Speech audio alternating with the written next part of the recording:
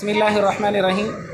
आज हमने इज्तिमाई दस्तरख़्वान लगाया। दस्तरख़्वान लगाने का मतलब ये है कि हमें मसनून तरीके से खाना खाना आ जाए, हमें आदाब का लिहाज करते हुए खाना खाना आ जाए। सबसे पहले खाना खाने से पहले आपने हैंड वाश कर लिए, सब ने कर लिए, ठीक है। सबसे पहले अपने हाथ धोने हैं, ठीक है।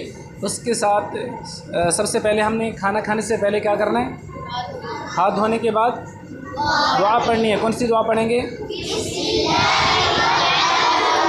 ठीक है। अगर बिस्मिल्लाह पढ़ना भूल जाएं, दरमियान के अंदर आपको याद आ गया, फिर क्या करेंगे बेटे? ठीक है। और खाना खाने के बाद की दुआ कौन सी है बेटे?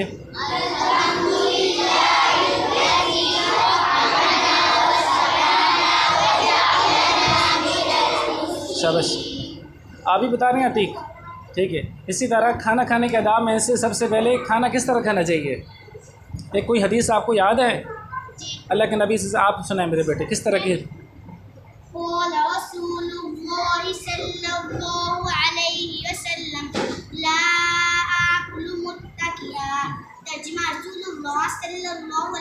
ने फरमाया, मैं देख लगा कर नहीं खाता। हाँ, टेक लगा के खाना नहीं खाता। अल्लाह के नबी सल्लल्लाहु अलैहि वसल्लम ने ममानत फरमाई है, मना फरमाया।